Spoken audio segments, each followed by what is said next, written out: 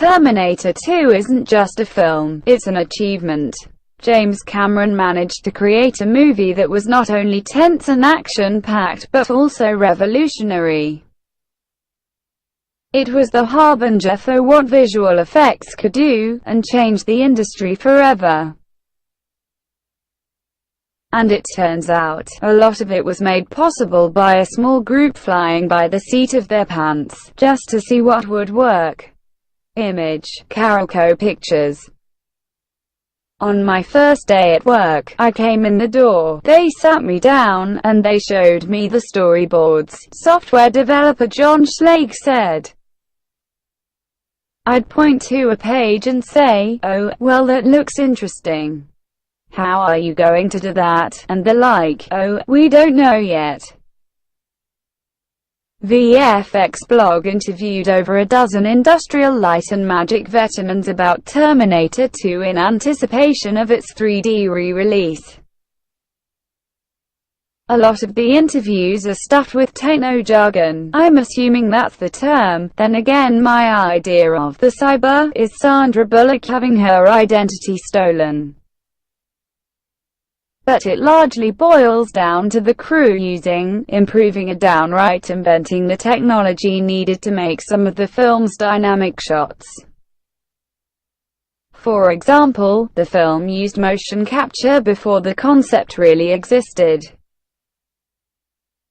As shown in the video above, in order to digitize Terminator 2 star Robert Patrick's form so they could turn him into the Chrome T-2000, they painted a 10 cm by 10 cm grid all over his body.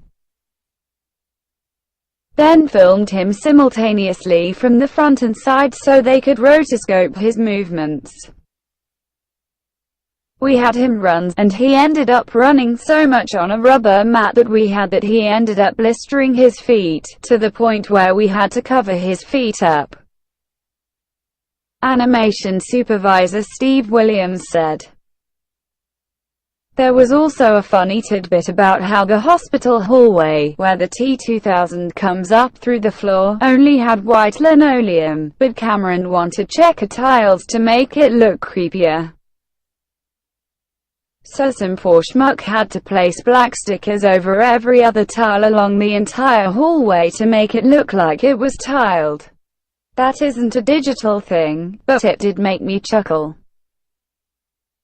I definitely recommend checking out the entire oral history, especially if you're someone who's into the history of visual effects. It might be long, but it shows how much Terminator 2 accomplished and everything Industrial Light and Magic achieved to bring the iconic movie to the big screen. The film might be over 25 years old, but it still holds up, and a lot of today's movies owe their success to what Cameron and his crew created.